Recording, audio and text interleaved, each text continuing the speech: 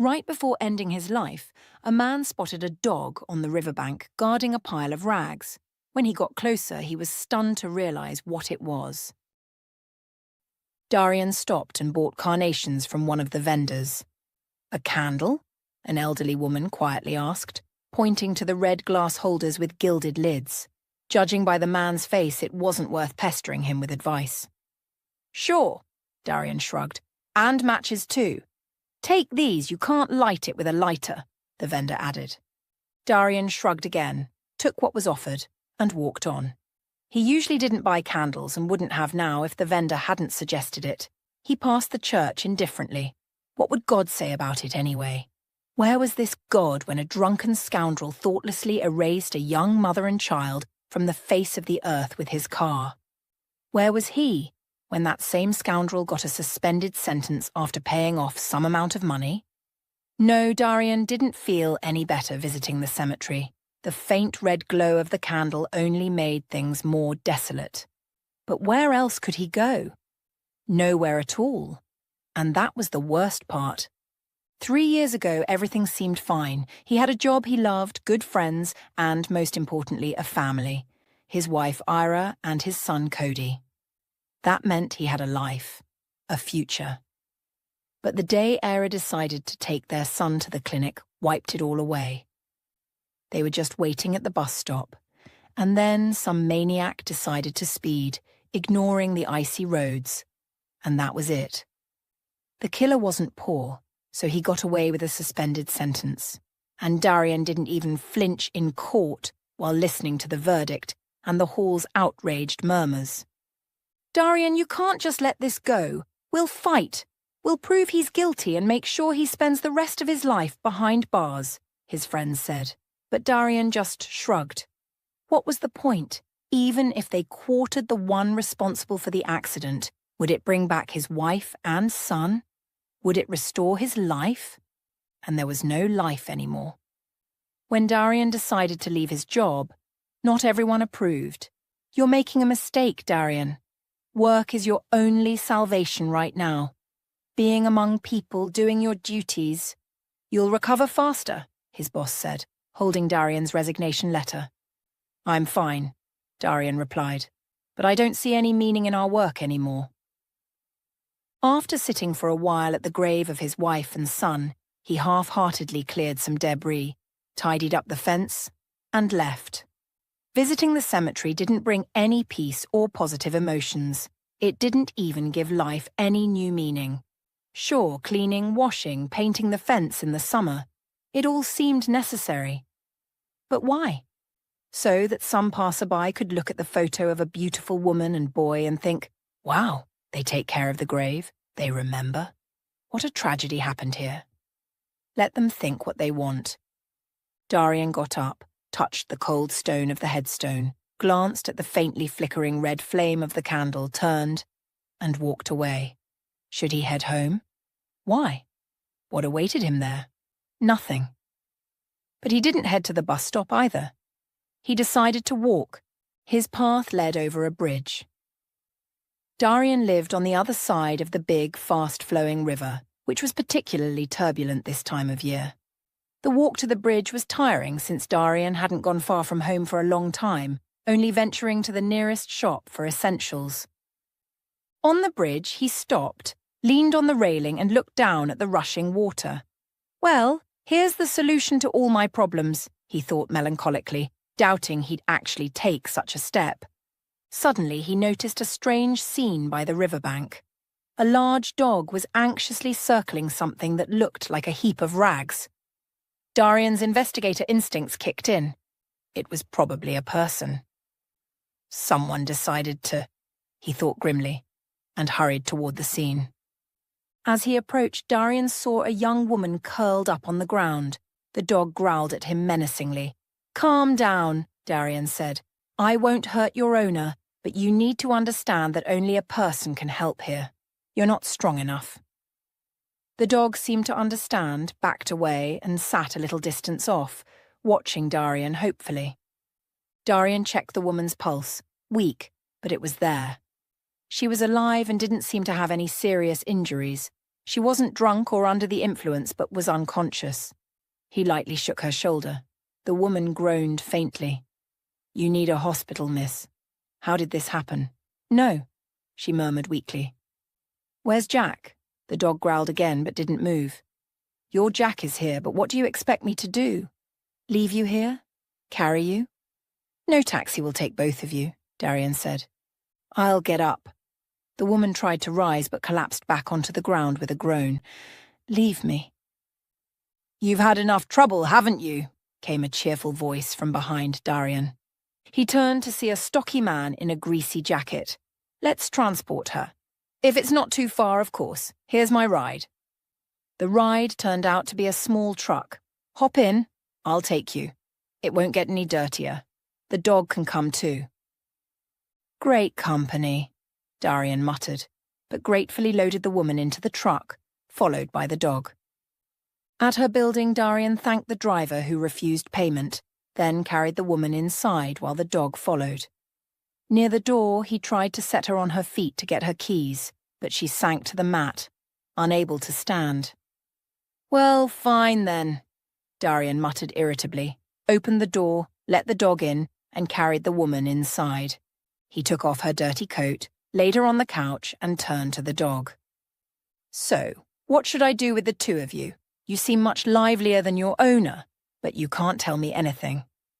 Fine, I'll feed you, and we'll see from there." He covered the girl with a blanket and headed to the kitchen. "And why do I need all this? What am I getting myself into? I should call an ambulance and let the doctors handle this lady.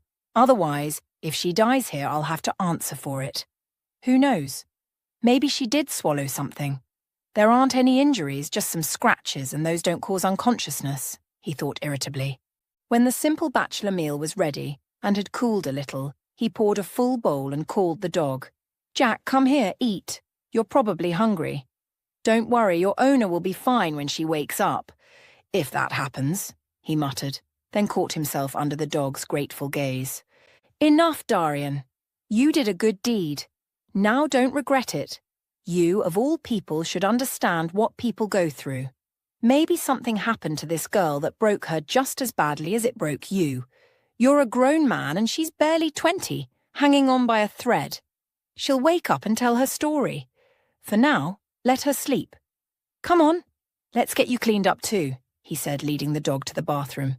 He turned on the shower, grabbed some tar soap, and the dog obediently jumped into the tub. Jack behaved remarkably well, not trying to escape or resist. "You're a good boy. Did your owner train you this well? Or is it just natural talent? And your coat, under all that dirt, you're a handsome dog. Once you're clean and dry, you could win medals at a dog show," Darian mused as he washed the dog. Once clean, the dog slightly ruined the moment by leaping out of the tub and shaking off the water, drenching Darian and the bathroom walls. After tidying up and changing his clothes, Darian went to check on the girl. She looked better. Her breathing was steady, her face had regained some colour, and her muscles had relaxed. She no longer looked unconscious, but just deeply asleep. The dog approached its owner, licked her cheek, and then lay down nearby. "Fine. Let her sleep. Come on, Jack, let's get you settled too. You'll sleep a bit, at least until morning. It's late and you're still wet. I'll take you out in the morning. Hopefully you can wait and not make a mess." So Darian couldn't fall asleep right away, thinking about the girl in the next room. Was she really asleep? What if she was dying? What am I doing, and what am I going to do next? I should have called an ambulance. And what about the dog? Should I keep it, or take it to a shelter? We'll figure it out in the morning. For now, Jack seems to be my only hope. If something happens to his owner, the dog will probably sense it. The next morning, Jack woke him early, not because of his owner, but because he needed to go outside. Without a leash or collar, Darian decided to take him as is. "Stay close, Jack, don't wander off. If you get lost, it's your problem. I won't look for you. Do your business quickly and come back to keep an eye on your owner." The dog seemed to understand, staying close and doing its business quickly before heading back to the building. When they returned, Darian saw the girl sitting on the couch, awake. Jack, my sweet boy, you're here. I was so scared, she said, then noticed Darian. Good morning. I'm so sorry for causing you so much trouble. Well, let's at least introduce ourselves. I'm Darian. I'm Karis. I'm really sorry. You're already forgiven. I'll make some coffee and find something for you to eat. I don't have much, but I'll make do, he said, glancing at her. She was pale and thin with dark shadows under her eyes, but she didn't look like a homeless person or someone with bad habits. She was young, no more than 25, and clearly had known a better life once. He handed her a towel and showed her the bathroom. Soon she came to the table looking fresher and slightly embarrassed. Thank you so much. Thank you for saving us both. That's all right. Now, go ahead and eat while it's still warm, he said, pointing to a plate of eggs. While she ate, Darian brewed coffee. When he set a cup in front of her, she had already finished her meal and gave him a shy smile. Thank you again for everything, Karis said. You know, I didn't perform any heroic deeds. In fact, you and Jack sort of saved me too. I was about to jump off a bridge when I saw you and realized I could still do something useful. The girl's large, transparent greenish eyes filled with fear as she looked at him. I'm not crazy or sick. There were reasons, believe me. Darian suddenly felt uneasy having someone else around. He wasn't used to company anymore, but at the same time, he didn't want her to leave. And yet, she seemed ready to go, putting her empty cup on the table. I don't think you're crazy. I was just scared that you could do something like that. I'm not crazy either. I'll wash the dishes and leave, okay? And where will you go? Darian asked grimly. To be honest, I don't know, but staying here will only burden you. Look, Karis, let's skip the formalities and all this. Thank you, I'm sorry. You saved me nonsense. From what I understand, we're both lonely people who have each gone through our own tragedies, or are still trying to survive them. So, if you have nowhere to go, stay here. Not with me, not as a housemate or a guest, but just as a friend. I live alone. You won't bother me, and I won't demand anything from you. Truly. Really? She whispered. Her large eyes widened with surprise. I can give you a written guarantee, Darian joked. The girl gave a faint smile. That's not necessary. If it's all right with you, I'll take care of the kitchen and cleaning. I understand Jack's already had a bath and I'm happy to clean up anywhere in the apartment. I noticed it hasn't been done in a while. And so they began living together. The apartment had 2 rooms and they slept in their own spaces, meeting in the kitchen at the table. Darian returned to his job in security. Money was needed after all, and their family was growing. Karis turned out to be a good homemaker. Day by day, the apartment began to look more alive, and she could make a full meal out of the simplest ingredients. At first, they avoided each other.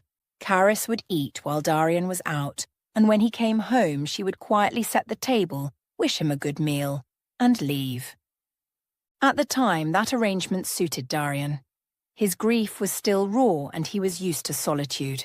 He didn't want to form attachments. After all, this girl could disappear from his life as unexpectedly as she had arrived. Darian figured she had been in love, abandoned by someone, and in her despair she wandered until she collapsed. And who knows? That same love might reappear just as suddenly as he vanished. If that happened, she wouldn't choose him. Darian thought. She'd leave soon enough, if not for that man, then for her family. Surely she wasn't entirely alone in the world, but living together, even at a distance, eventually drew them closer. It's impossible to stay entirely separate when you share the same space, especially when there's no animosity between you. In fact, they felt grateful to one another. And then there was Jack. The intelligent dog quickly came to see both of them as his family. On the first day, Darian bought him a leash and collar and began walking him early in the morning and after work. Karis walked him during the day, and Jack, as if trying to unite his family, seemed happiest when both of them went out with him. Has this guy been with you long, Karis? Did you train him, or is he just naturally talented? Darian asked on the second day, amazed by Jack's intelligence. I found him 3 years ago, just a puppy. Train him? No, he must be some kind of dog genius. I just fed him and loved him, Karis replied, her face clouding slightly. It was the first hint of her past. When Darian asked what had happened to her, why she had ended up in such a state, she responded, "I'm sorry, but I can't talk about it right now. Maybe someday." "Of course," Darian sighed. "That's your choice. I have no right to pry, and I don't particularly want to. I just hope it's nothing criminal. I used to work in law enforcement, so I might be able to help if needed." "No, I'm not a fugitive or the leader of some gang," Karis replied, turning away. The way she said it made Darian suspect that something in her past wasn't entirely above board, though it seemed more like she had been caught up in something not of her own doing. Still, he decided not to push. If she wanted to share, she would. If not, he wouldn't force her. Karis didn't show much interest in him either. She hadn't asked him a single question, even though she could have. Since she didn't pry into his life, Darian felt it was only fair to leave her alone as well. Gradually they began talking, at first about trivial things, then about more personal topics. They even started walking Jack together. Karis, as it turned out, wasn't familiar with the area, maybe not even the city. The neighbours noticed Darian's new routine. They saw him walking with Karis and Jack, though the two didn't hold hands or walk arm in arm. One of them held Jack's leash, while the other walked slightly apart, exchanging a few words now and then, like two people just getting to know each other.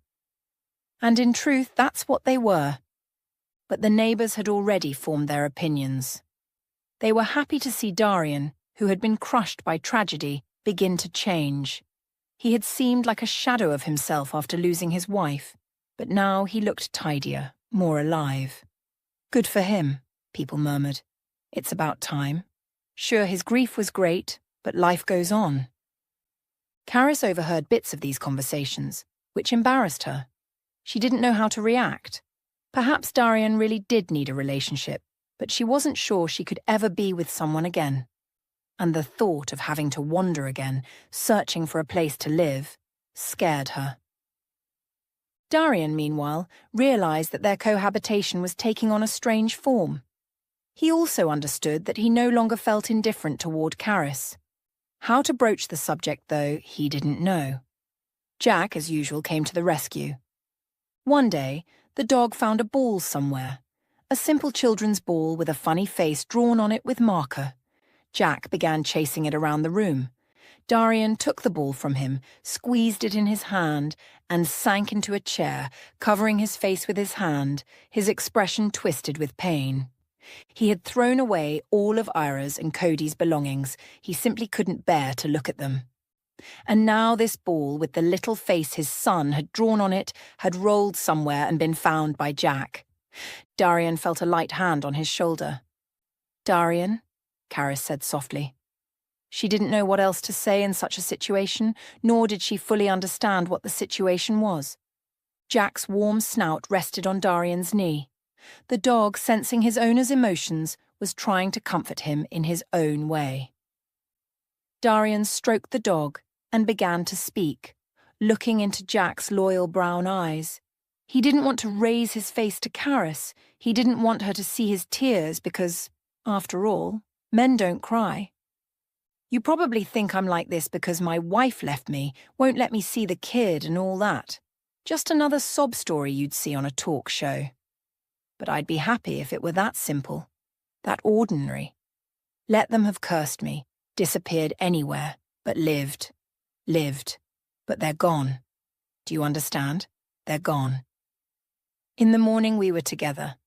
The day before, my wife and I were making plans, maybe even arguing. My son was playing, maybe even with this ball. And then..." Darian didn't realize when he started telling the whole story, his wife and son's tragic death, the funeral, and his life afterward.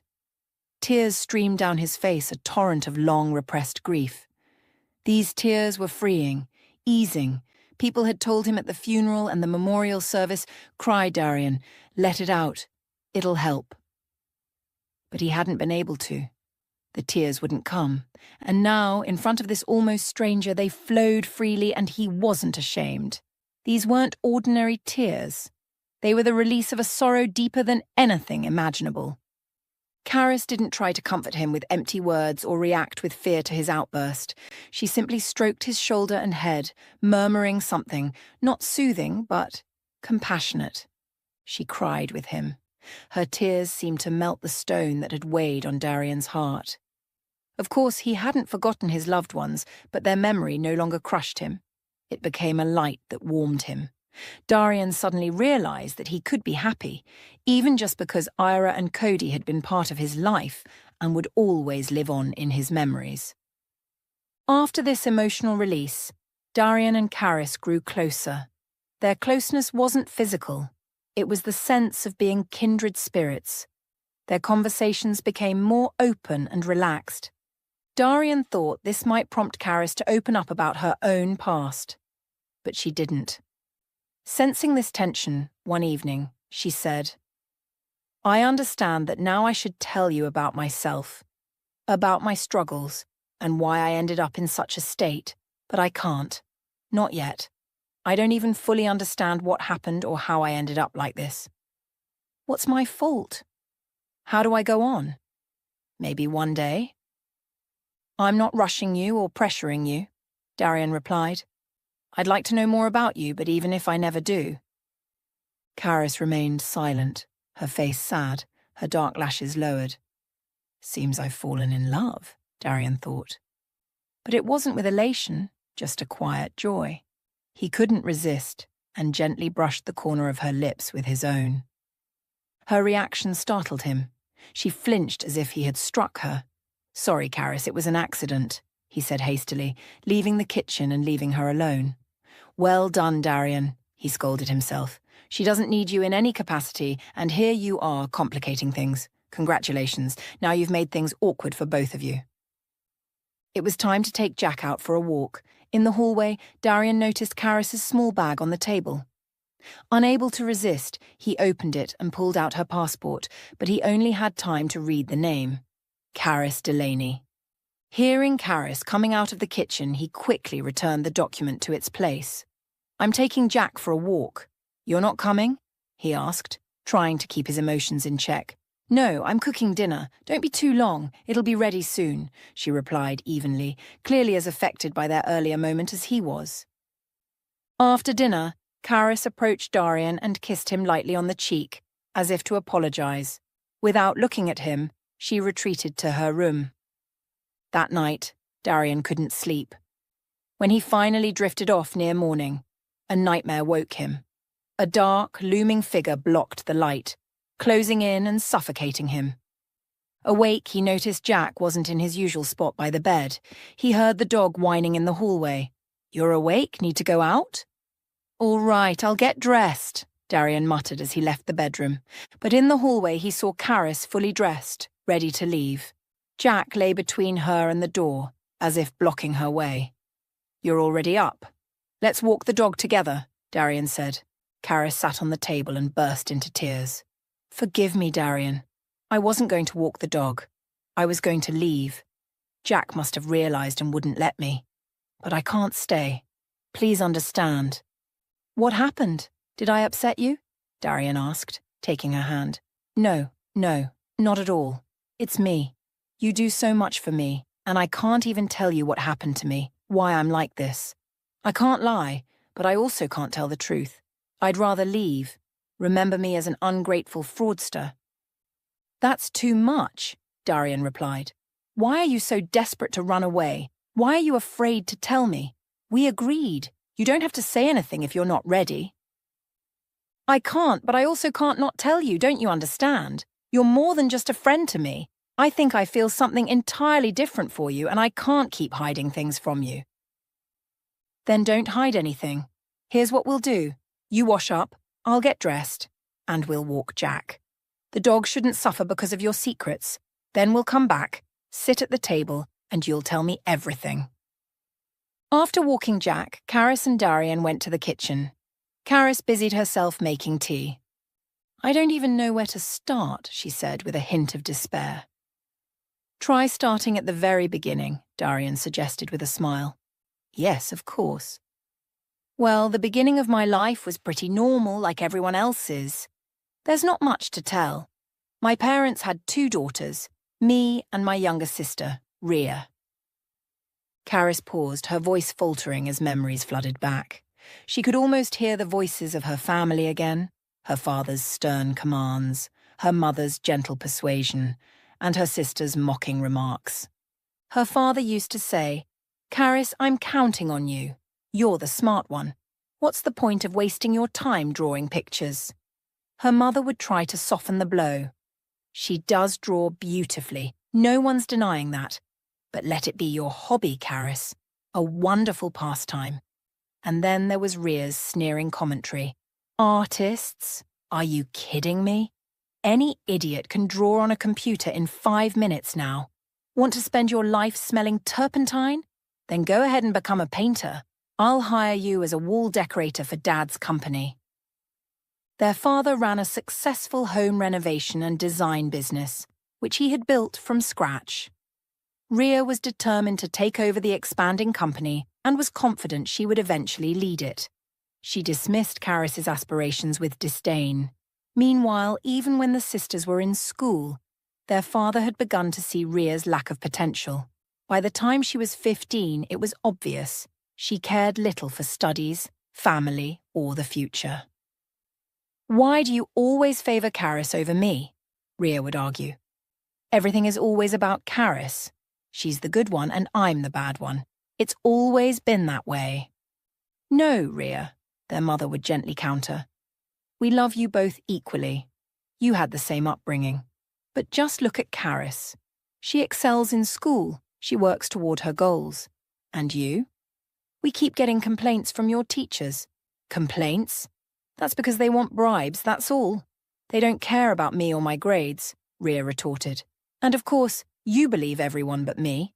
Caris is perfect, so she doesn't need anything from you, right? But me? They're just trying to milk you for money." Rhea's arguments were often absurd, but they left their mother feeling guilty. It seemed Rhea genuinely believed she was neglected, and this perception drove her rebellion. She rarely attended school and created frequent scandals when she did. Rhea also targeted Caris, sometimes mocking her, sometimes spreading rumours about her, even among their parents and teachers. Yet, at other times, she would cry on Caris's shoulder, lamenting that no one loved her. "You can see it too, right? Mum and Dad don't love me. No one does. No matter what I do, it's never enough. Caris does everything better. Do you hate me too?" Rhea would sob. "Of course not, Rhea. I love you, and so do Mum and Dad. But you bring this on yourself. Why did you drink? I can smell wine on you." "What wine? I just had a sip of champagne. It was my friend's birthday." "Listen, do you have a little money? I need to get her a gift. Her father left, her mom remarried, and they don't care about her. She has nothing decent to wear. I wanted to buy her a jacket." And Caris would give Rhea the money she had saved for art supplies and classes without hesitation. Meanwhile, Rhea spent her own allowance on things that were clearly not what she claimed. Her growing interest in alcohol, and later more serious substances, became impossible to hide. It was surprising she managed to graduate high school at all, likely thanks to their parents' bribes and gifts to teachers. Caris paused her story, her hands trembling slightly as she set the teacups on the table.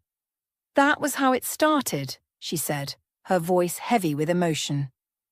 "Rhea always thought she was overlooked, but she made it so hard for anyone to help her. I gave her everything I could, but it was never enough." Darian listened quietly, sensing that Caris wasn't just recounting a story about her sister, but also hinting at her own pain and guilt. "You did what you could, Caris," he said softly. "It sounds like you cared deeply for her, even when it wasn't easy." Caris nodded, a shadow of sadness passing over her face. "I thought I could save her, but it wasn't enough." Although her grades weren't great, Rhea still managed to graduate. At that time, Caris was already studying at an art school, pursuing her dream of becoming a designer, while also working part-time at her father's company. When their parents asked Rhea what she planned to do next, she boldly replied, "What do you mean? What? Caris is already working for Dad, so why not take me in too? Dad, why are you quiet? And what position should I hire you for? A cleaner. We already have one, their father replied. Oh, sure, a cleaner. And I suppose she's your precious Karis, right? I'm not even good enough for that position, am I? You want to tell me you love us equally? Karis studies and works successfully in her field. But what about me? I can't even get a job cleaning. You never even gave me a chance. You're the one who never took a chance, Rhea, her father snapped. You're not just asking for money, you're stealing it. And don't pin your faults on others. I won't hire you. You need to study, maybe get into some vocational school, or find a job somewhere else. I've had enough of your antics. Rhea burst into tears and threw herself into her mother's arms. See how much Daddy loves me? I'm a thief, a lazy, good-for-nothing, worthless, lower than a dog. Fine, why don't you just take me to the vet and have me put down? I'm done with this. Rhea, come on, you know that's not true, her mother said, hugging her. If only you would try a little, just a little. We'd all support you. But you can't keep blaming everyone else. Oh, I'll try, Rhea shot back. I'll try to disappear so I don't bother you anymore. She stormed out of the apartment, nearly knocking over Karis, who was just coming back from her institute. What happened now? Karis asked worriedly. Karis, please, go after her. Bring her back. I'm afraid she might do something foolish, her mother begged. Karis dropped her bag and ran after Rhea. Don't worry, their father said dismissively. She won't do anything to herself. She values herself too much for that. But she'll make trouble for us, that's for sure. Karis shouldn't even bother chasing her. How can you say that, Emmett? Their mother snapped. They're both our children. Rhea may be young, but in this state, she might jump off a roof or do something drastic. And then, all our problems would be over, their father muttered, though he immediately regretted it when he saw the horror on his wife's face. All right, I didn't mean it like that. I just don't know what to do with her anymore. Maybe we should send her somewhere far away, let her figure out how to survive on her own. No, never, their mother cried. I won't throw my own daughter out of the house. You don't understand what you're saying. Meanwhile, Karis had caught up to Rhea, who hadn't gone far and was sitting on a bench near their building, sobbing. Do you see this, Karis? My own father told me to leave, to work as a janitor or something. He doesn't want to support me anymore. Compared to you, I'm garbage, a disgrace to the family, worse than a stray dog, Rhea cried. Karis hugged her sister tightly. You're not garbage, Rhea. You misunderstood. I always thought they loved you more because you were the youngest. Remember, they've always supported you. No, Karis, they haven't. Look at how they treated me just now. They scolded me, humiliated me, drove me to tears, and didn't even think that I might take my own life after that. They thought of that, Rhea. That's why they sent me after you. So let's go home, my dear sister. You'll make peace with Mom and Dad. We'll be a happy, loving family again. I'm not going back. They've always been your family, not mine. No one loves me. Only you. And even you pity me more than you love me. Everyone else would be happier if I disappeared. Don't say that. Let's sit here together, cry it out, and then go home. Where else would they be waiting for us? Nowhere. Then I'll find a place where someone is waiting for me. I'd rather suffer with strangers than be hurt by my own family. They say I wander the streets, drink, and misbehave, but why? Because I'm not loved at home. They don't value me, but I could be useful, to Dad's company or anywhere else. I'm not as worthless as they think. You're our best and most loved girl, Rhea, Karis said, cradling her sister in her arms. We all love you more than life itself. Dad just said something in the heat of the moment. He's been wanting to involve you in the company for a long time, really. Just work for a bit, show him your best side, and everything will be fine. And next summer we'll all go hiking together, just like you love. You're the best climber we have, remember? Despite their different personalities and behaviours, the sisters had something in common. First, they resembled each other physically, which was only natural. Second, they both loved climbing. While they weren't professional climbers, they preferred vacations that involved scaling mountains or small rock formations over any other kind of leisure. Hearing her sister's promise, Rhea sniffled. And you'll buy me new gear. My old stuff is no good. I threw it away. Of course, I'll buy you whatever you want. You know how happy Dad gets when we go on trips together. So we won't waste any time. We'll pick a route and get everything we need. I need to update my gear too. Just don't cry. We're brave and determined, remember? The sisters sat for a while talking about upcoming trips and reminiscing about the past. Eventually they went home together. Meanwhile, their parents had a serious conversation and made some new decisions. When Karis and Rhea returned home, a bit calmer, the whole family sat down for evening tea. Emmett, their father, said with little enthusiasm, "So, Rhea, to keep you from sitting around doing nothing, I've decided to take you on as a trainee in my company. We'll see what you're capable of." "Oh, I bet Mum convinced you to hire me," Rhea replied slyly. "Yes, I did," her mother admitted. "But I warn you, Rhea, no one will pay you a lot just because you're his daughter. At first, your salary will be minimal since you don't even have an official position. I can't imagine what role you could take on. You'll have to start small, work hard, and we'll see how it goes." "And when do I start?" Rhea asked, with no particular enthusiasm. She seemed to have expected something different. "Monday." "Why wait?" "Monday," Rhea drawled. "What about vacation?" "Working people don't get vacation. They earn time off," Emmett explained. "Emmett, she just finished school. Let her at least have the summer off," their mother interjected. "Fine, she can start whenever she's ready, as long as she doesn't cause us all grief this summer. But if there's any drinking or partying, she won't work at my company," he said firmly. "So I'm supposed to play in the sandbox all summer?" Rhea muttered indignantly. Despite her initial complaints, Rhea had a decent summer. She went to the seaside, returned slimmer and tanned, and declared herself ready for work. However, her readiness didn't translate into any actual productivity. She was given an insignificant, mostly made-up position in the company, something like a records manager. But instead of managing anything, Rhea caused chaos, interfering with the entire office's workflow. One day, the chief accountant, a serious and irreplaceable woman, walked into Emmett's office and placed her resignation letter on his desk. "I'm sorry, but I can't work like this anymore. Your younger daughter disrupts everything. She rummages through my desk, mixes up documents, and even loses some of them. It's a disaster waiting to happen. Rhea doesn't listen to anyone, is rude, and acts like she owns the place. I can't continue under these conditions. My skills will be appreciated elsewhere.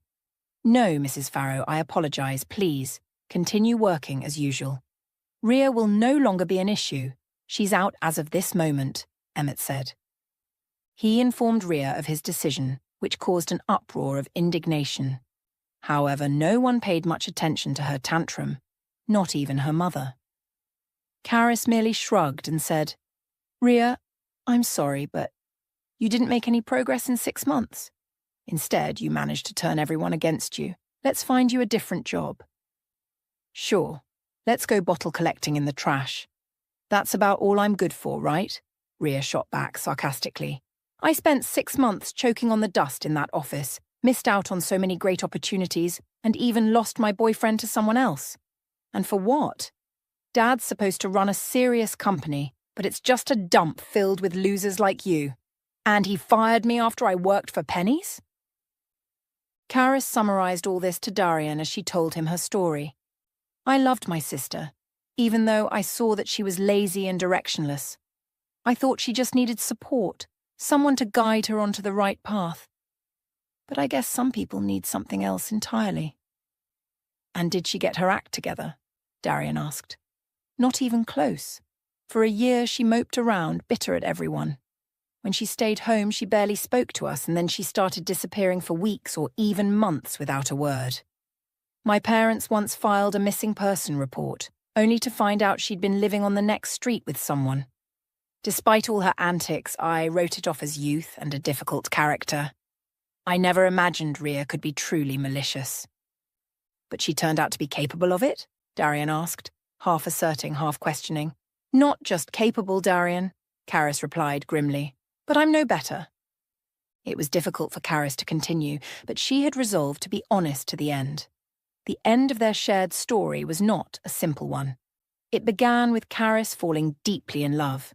Charlie, the son of her father's business partner, seemed like a perfect match in every way. The relationship was beneficial for the families.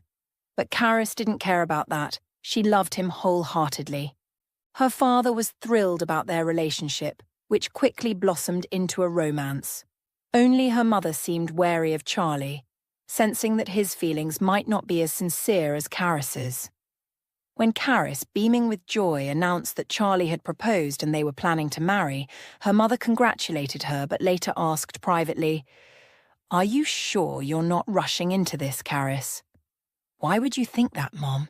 We love each other. What's there to wait for? What's bothering you?" Caris asked, surprised. "It's not so much that he bothers me," her mother said thoughtfully. "It's just that he seems fake. It's like he's trying too hard to make an impression on you. Even when he talks about love, it sounds rehearsed. Maybe I'm wrong." "I promise you, Mom, you are wrong," Caris replied confidently. "He's just shy in front of others, probably afraid of saying the wrong thing. But when we're alone, it's pure happiness." "Mum, you can't imagine how wonderful it is." "Well, I hope so. I just want you to be happy," her mother said. "I am happy, and soon I'll be even happier. We're getting married," Caris beamed. There was one person, however, for whom the news of Caris and Charlie's upcoming wedding provoked real anger. Rhea. Upon hearing about the engagement, she immediately confronted her father. "Well, isn't that nice, Dad? Your favourite daughter gets a fancy job and a rich husband while I get the scraps. Thanks so much. You fixed everything up for yourself and made Caris happy. Why didn't you match me with Charlie instead?" "Are you out of your mind?" her father snapped. "Nobody matched anyone. They met and fell in love on their own. What do I have to do with it?" "Yeah, right," Rhea scoffed. "And who'd want you anyway? Whatever Charlie might be, he's not an idiot. He needs a wife who's serious, capable, not someone who's running around town with God knows who. Everyone's talking about your escapades, Rhea." "We'll see who needs who," Rhea muttered through gritted teeth. But to Caris, she showed a completely different side. "Congratulations, Caris, my dear sister. I'm so happy for you. It's wonderful that at least you'll be happy." "Oh, Rhea, happiness will find you too," Caris replied warmly. "I'm older than you, so in a few years, you'll be a beautiful, happy bride, and I'll be just as happy for you." Preparations for the wedding began. "You know, Darian," Caris said, "no matter how it all ended, I'm grateful for those months of pure happiness. Now I understand how right Mom was and how fake everything was. But back then, I wasn't walking. I was floating on air from sheer joy. Do I dwell on the fact that it was all a lie? No, I try not to. What's the point? I was happy. I had love, a beautiful wedding. 2 weeks in the Caribbean. My in-laws gave us the trip as a gift. We moved into a new apartment Charlie gave me as a wedding gift, and during that time I believed he loved me. I think he did, at least for a while. The deception came later, and when it all came out, it was so ridiculous, so horrible, I didn't even see it coming."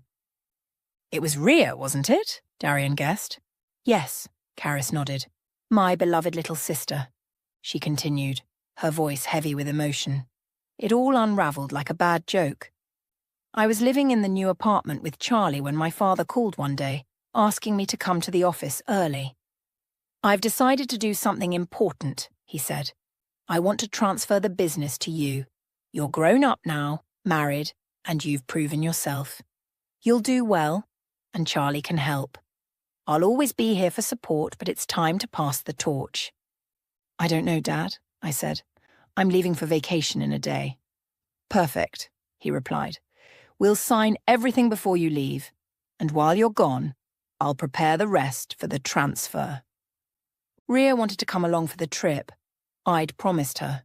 She seemed to have matured. She even talked about going back to school to get a profession. She stopped partying, didn't disappear for long periods, and always let our parents know where she was. She had become the sweetest sister, always showering me with affection and saying how much she missed me when I was away. Karis, you promised we'd go to the mountains. You're always busy. Work, exams, getting married, going to resorts. And now I'm afraid you'll tell me you're pregnant, and then it'll be the end of all our adventures," she teased. Her words made sense, so I told Charlie about the short trip and we began preparing. I wanted to keep my promise to Rhea, even though Dad's sudden business transfer added to the pressure. The night before we were supposed to leave, Rhea told me she wouldn't be home. "Don't tell Mom and Dad," she said. "I want to spend time with someone special. You know, I might have a wedding of my own soon." "You'll manage to pack everything you need?" I asked with a smile.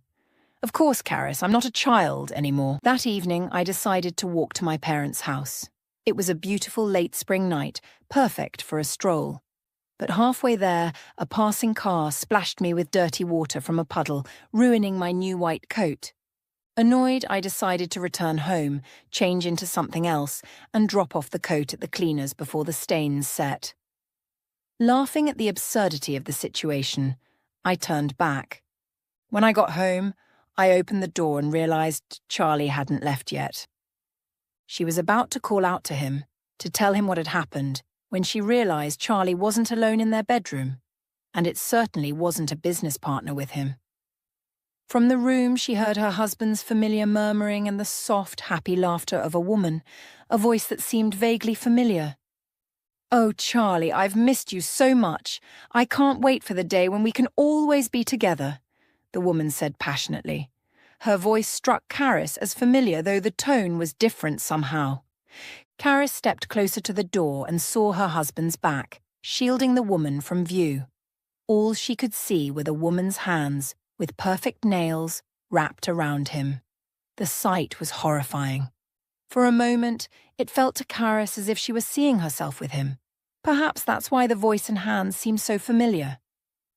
Maybe that's why she didn't burst into the room, screaming, crying, and throwing things.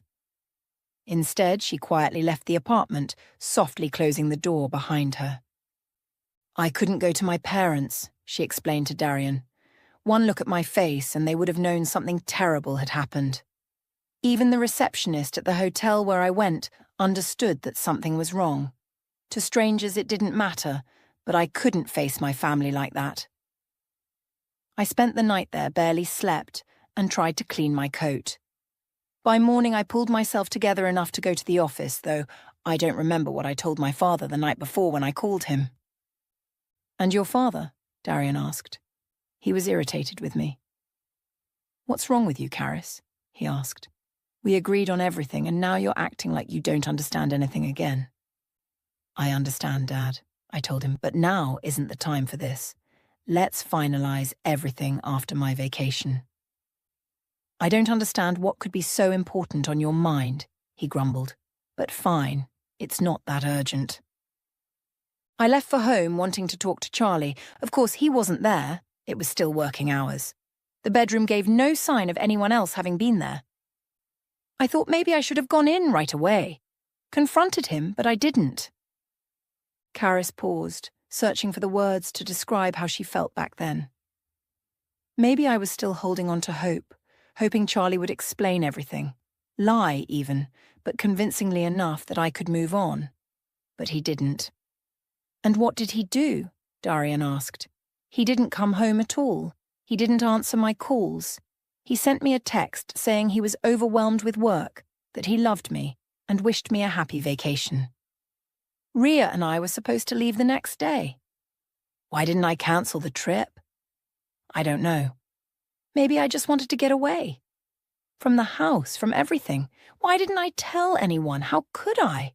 And at that point, I didn't even know the full truth yet." "Rhea," Darian guessed. "Yes," Karis said with a bitter smile. "Looking back, I think I already suspected it from the moment I saw them. Maybe even before that. But the confirmation came later." Karis and Rhea left that evening for the resort they had planned, with tickets and accommodations already arranged.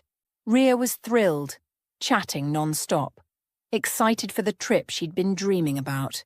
Karis, however, was withdrawn, barely responding, her thoughts elsewhere. At first, Rhea didn't seem to notice her sister's mood, but eventually even she fell silent. On the plane, they both dozed off, and when they arrived, there was little conversation. "What's wrong with you?" Rhea finally asked. "Where's the excitement? Did you have a fight with your deal-maker?" Karis flinched.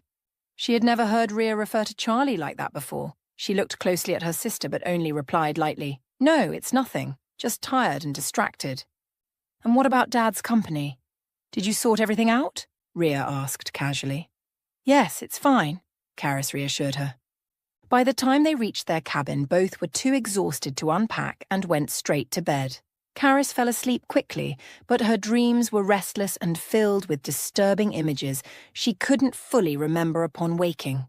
The next morning she awoke to a stunning view from the window. For a moment she forgot her troubles, captivated by the beauty of the day. Wanting to share the moment, she headed to Rhea's room but stopped when she heard her sister talking on the phone. Karis hadn't intended to eavesdrop, but Rhea's words froze her in place. "Oh, Charlie, you're unbelievable. It would have been easier for you to handle it, but you didn't bother." "Yes," I asked her, and she said she signed everything. "It's all set. She's in some kind of daze, like she's been hit over the head. Do you think she suspects anything?" "No, I don't think so. If she did, she wouldn't have come on this trip." "Will you come here? I'll try to handle it, but your support wouldn't hurt. After all, isn't it your job to comfort your grieving sister-in-law?" "Oh, Charlie, I miss you so much. Love you, kisses. Bye." Karis stood there, paralyzed by shock. So that's how it was. It was her, Rhea, my sister. "And I had no idea," Karis said quietly. Karis heard her sister stirring and quickly slipped back into her room, pretending to be asleep. Rhea came in shortly after. "Hey, sleepyhead, are you planning to laze around for the entire vacation? If so, I've got bad news for you. I won't allow it." Rhea plopped down on Karis's bed and began shaking her. Karis couldn't bear her touch. It filled her with revulsion, almost pain. She hastily jumped up as if startled awake and began pushing Rhea away. "What's going on? What are you doing, Rhea?" she muttered. "Oh, come on. Don't be so dramatic. You're up now. Good. Let's get ready. Remember why we came here." "You've been lying around long enough," Rhea teased. "All right, I'm getting up," Karis replied, forcing herself to sound cheerful. "Looks like the weather's nice." Karis tried her best to act upbeat, even feigning excitement. No one could have guessed how much it cost her to keep up the facade. She felt betrayed, twice over, by the people she loved most. Rhea and Charlie had conspired behind her back, and from what she'd overheard, it was clear they were up to something sinister. As the sisters prepared for their climb, Karis couldn't stop replaying Rhea's phone call in her mind. Charlie had asked if the firm had been transferred to her, and now he was planning to come here. Why? To support his grieving sister-in-law. What did that mean? Was Rhea planning to kill her? No, that's paranoia, Karis thought, trying to dismiss the idea. She'll probably just tell me during or after the climb that they're together and that I should leave. But the company, Rhea won't let go of that so easily. Without it, Charlie wouldn't mean much to her. The sisters set off for the climb. It wasn't an easy ascent, but they had tackled tougher peaks before. Will I manage to overcome this weight on my shoulders too? Karis wondered. The physical effort and focus helped distract her from her emotional turmoil. When they reached the summit, Rhea sprawled out on the slope, sighing contentedly. "Ah, this is the life," she said. "I love this sport. At least it lets you feel like you've achieved something." Karis sat beside her, looking at her intently. "And what other goals are you pursuing, Rhea?" she asked. Rhea didn't change her position, but tensed slightly, her expression turning mocking. "Do you really want to know?" "As it happens, I already know more than you'd like about you and Charlie. My husband. You're Charlie." "Oh, really?" Rhea said lazily. "Eavesdropping, were you? Maybe you would have been better off staying in the dark, but since you know, what's the point in hiding it? Although you don't know everything." Karis couldn't hold back. "I just don't understand how you could do this. Him, I get. But you, my sister?" "Let's skip the dramatics," Rhea replied. "Yes, I'm your sister, the family reject, the loser. Did you think I'd just stay in your shadow forever, quietly envying you? Perfect Karis, smart, talented, beloved daughter. The joy of Mum and Dad's life. Everything for Karis. And me? Dumb Rhea, the black sheep. I'm done with that. Stop it, Rhea. We're not children anymore, Karis interrupted. Exactly, we're not children, Rhea snapped. You got the best job, the best salary, the perfect husband, the trips, the cruises. Do you know how much our parents spent on your wedding? And now Dad's giving you the entire company, leaving me with nothing. Rhea can just run errands, right? That's all she's good for. But you know what? No, you don't get everything. Rhea's face twisted with hatred as she continued. You fool. Charlie and I have been lovers almost from the start. We laughed at you, at how much you loved him, how you thought you could control him. But you can't. Karis quietly removed her wedding ring. Take him then, she said, exhausted. Don't expect a divorce or anything else from me. There won't be any divorce, Rhea hissed, putting the ring on her own finger.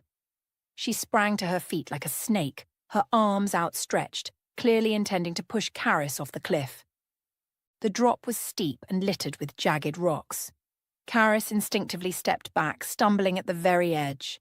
Rhea, unable to stop her momentum, tumbled over Karis and plummeted down the cliff. Rhea! Karis screamed, crawling to the edge. She desperately hoped to save her sister, but it was too late. Rhea had already struck her head on a sharp outcrop, seemingly losing consciousness. Her body tumbled lifelessly down the rocky slope, limp as a rag doll. Rhea! Rhea! Karis whispered in horror. She scrambled down the slope, stumbling and scraping her hands and knees, driven by the faint hope that her sister might still be alive. When she reached Rhea's body, the sight was devastating. Her sister's body was battered and pinned beneath several fallen rocks. A large boulder lay across her upper body, leaving only her right arm visible. On that hand, the wedding ring gleamed in the sunlight. People were already approaching the scene.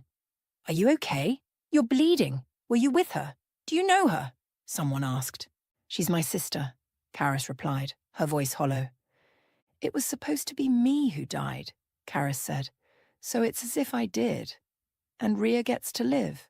I'm fine. I didn't fall. I climbed down myself. I don't even know why I said that. She recounted this to Darian, adding, I realized I couldn't lie to my parents or Charlie. They would have seen right through me, even if my face had been completely covered in bandages. That's why I had to leave, to disappear. I don't understand, Darian exclaimed. You're not responsible for Rhea's death. I know that, Karis replied, and you believe me. But would others, Charlie, for example, even my mother, wouldn't she have that lingering suspicion? And it wasn't just them, I had those same doubts about myself. How could I have gone on living with Charlie after that? I was terrified of him. At that moment, when I saw Rhea, it was like I wasn't even myself. Maybe I thought I really was Rhea for a moment. Fine, that moment was a shock. But later, you must have come to your senses. I did, Karis said. But by then, everyone was preoccupied with Rhea, and I packed some of her and my things, grabbed documents and left. Just like that, anywhere my feet would take me. I knew my parents were used to Rhea's sudden disappearances, so they wouldn't take her vanishing too seriously at first. And your supposed death? Darian asked, incredulous. No, they'd never get used to that. Losing one of their daughters, whether it was Rhea or me, was equally painful. But wouldn't it have been even worse if I disappeared? I don't know. Darian shifted in his seat. I've seen a lot in life, but your story is something else. So, what happened next? Your parents never found out that one of their daughters was alive? They did, Karis said. I sent messages, called them a few times. Our voices were similar, so I pretended to be Rhea. I told them I was alive and well and not to worry. They scolded me, cried, begged me to come home. I promised, but I told them I couldn't, not yet. So they buried you, Karis. Yes. Somewhere there's a grave with my name on it. And where were you all that time? Darian asked. At first I stayed nearby in a small village. Since they thought I was dead, they wouldn't have been looking for me. I called myself Karis, rented a room with the little money I had left, And that's where I found Jack. He was just a little pup. I even worked there, helping to renovate apartments. But why didn't you go home? Darian pressed. I'll try to explain. How could I? Karis was buried. How could I return? They'd only be waiting for Rhea, not me. What would I say? That I wasn't dead after all. And then what? Explain everything? It didn't make sense. So maybe they didn't know who they buried? Maybe they knew it was Rhea who died. No, Karis said. I called an old acquaintance and she told me Karis had been buried in a closed casket. She even sent me a photo of the headstone. And more importantly, Darian, I was afraid of Charlie. Don't you see how clever he was? I don't think he was ever really in love with Rhea or planning to marry her. He charmed her, just like he charmed me, and then used her to get rid of me. Once his goal was achieved, why would he want Rhea? She would have been a liability, a constant threat to his secret. Living with her would have meant living in constant fear of being exposed. But if he knew Rhea had died in an accident and you were alive but didn't know about his plans, what threat would you pose to him? I understand that now, Karis admitted. But back then, I couldn't. And I couldn't hide that I knew everything. I wouldn't have wanted to. I wasn't myself at the time. You're probably thinking, how can someone stay out of their mind for 3 years? And you're right. But I kept overthinking everything, wondering where all this would lead. Eventually, 6 months after Rhea's death, Charlie, now a widower, tried to claim the inheritance. That's when he found out there was none.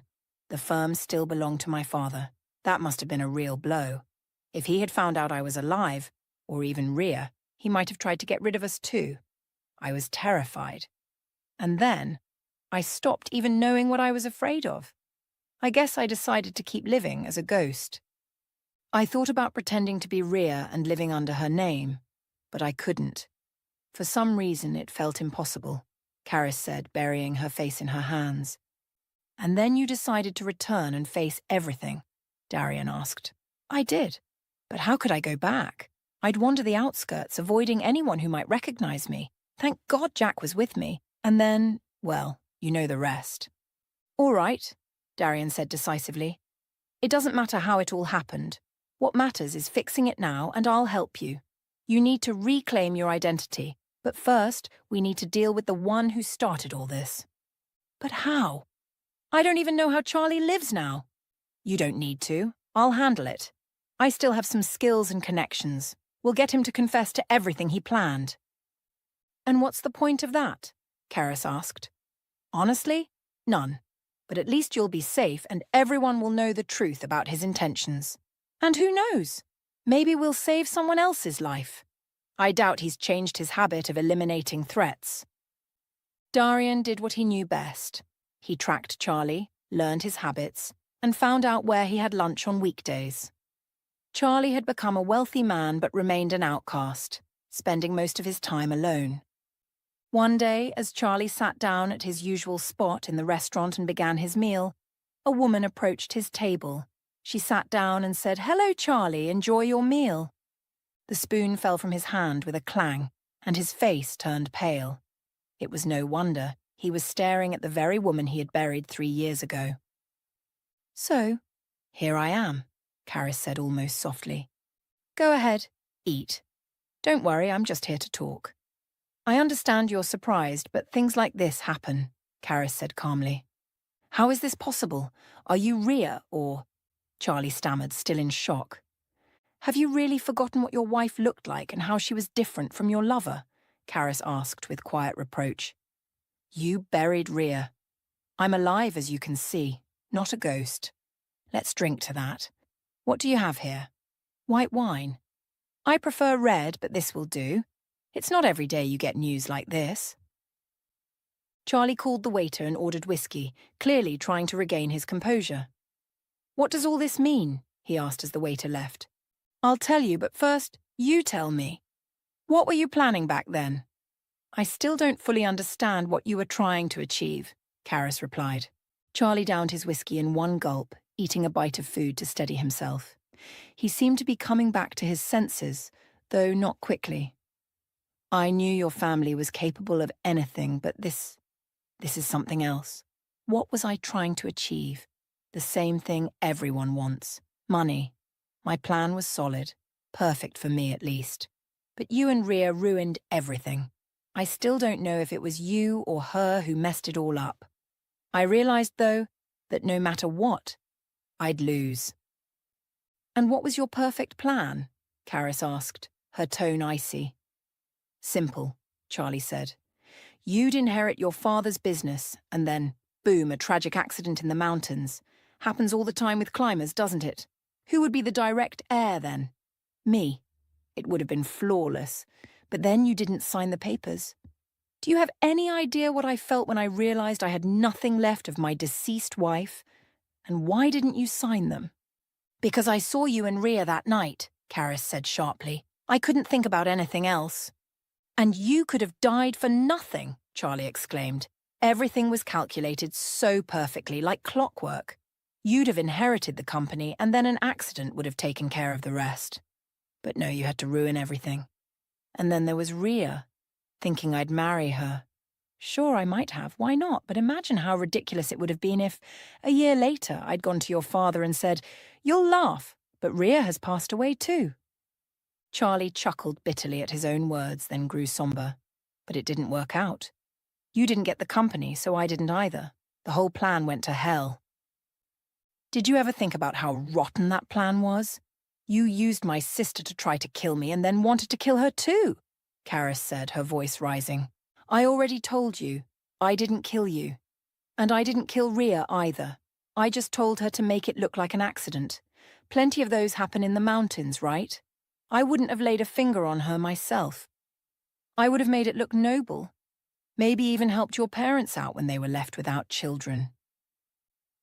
Karis felt a pang of anguish at the mention of her parents. She had been recording the entire conversation on a hidden device, and a camera captured everything as well. This would all come to light. Charlie's plans would be exposed, and perhaps he'd even have to answer for his past crimes. But first, Karis had to face her parents. She had to explain how she could have left them in such torment for 3 years. How one daughter had died and the other had disappeared. How could she ever atone for such a sin? Karis rose from her seat and looked at Charlie with disgust. That's enough talk. I hope you won't be able to deceive anyone else after this. I'll do everything in my power to ensure that. Goodbye. She walked out quickly, ignoring everyone else in the restaurant. Darian was waiting for her in the lobby. Well, I take it everything went as planned, he asked. It was horrible, Karis replied. After meeting such filth, the restaurant might need a full sanitization. He even poisons the air around him. That's not important. What matters is that we've got the recording. Now I can take care of the rest. Are you sure you're ready to face your parents? I have to. I need to beg for their forgiveness, Karis said. What about Jack? Darian asked. He's in the car. They wouldn't have let him in here. But he'll come with me. He's my support system. Karis stood outside her parents' house, her heart pounding like a drum. Jack, her loyal companion, sat beside her, wagging his tail gently as if sensing the gravity of the moment. Darian waited in the car parked nearby, ready to step in if she needed support. She had rehearsed this moment in her head countless times, but now that she was here, she hesitated. Could she truly face them after everything? Taking a deep breath, she dialed her mother's number. The phone rang twice before a familiar voice, one she hadn't heard in years, answered. Hello? Her mother's voice trembled slightly, a sign of the years of grief and uncertainty she had endured. Mama, it's me. Karis, she said softly, her voice cracking. There was silence on the other end, followed by a sharp intake of breath. Karis, is it really you? Her mother whispered, disbelief mingling with hope. Yes, Mama. I'm outside, Karis replied. The door flung open almost instantly, and her mother stood there, her face pale but her eyes filled with tears. Karis, she cried, rushing forward to embrace her daughter. Her father appeared behind her, his expression one of stunned shock. Karis, he murmured, his voice choked with emotion. The reunion was overwhelming. Her parents clung to her as if afraid she would disappear again. Jack, sensing the moment, leaned against Karis's leg. "I'm so sorry," Karis whispered, tears streaming down her face. "I didn't mean to hurt you. I thought it was the only way." Her father shook his head, wiping his eyes. "You're here now, Karis. That's all that matters." The family sat together for hours, talking and crying, piecing together the shattered fragments of the past. Karis explained everything: Ria's betrayal, Charlie's deceit, and the unbearable weight of pretending to be someone she wasn't. Her parents listened, their grief mingled with relief and anger at the wrongs their daughter had endured. "We'll handle this together, Karis," her father said firmly. "You're home now, and no one will hurt you again." Jack barked softly, as if agreeing. As the night wore on, Karis felt a weight lifting from her heart. She wasn't alone anymore. The next few weeks were a whirlwind of rebuilding. With Darian's help, Karis navigated the legal challenges of reclaiming her identity. News of Charlie's recorded confessions spread, leading to an investigation into his actions. He was finally held accountable for his schemes, ensuring he could harm no one else. Through it all, Darian remained by Karis's side. His steady presence was a source of strength, and she found herself relying on him more and more. Their friendship deepened as they spent time together, sharing stories, laughter, and quiet moments of reflection. One evening, as they walked Jack along a forest trail near her parents' home, Darian stopped abruptly. "Karis," he began, his tone unusually serious. She turned to face him, her brow furrowed. "What is it?"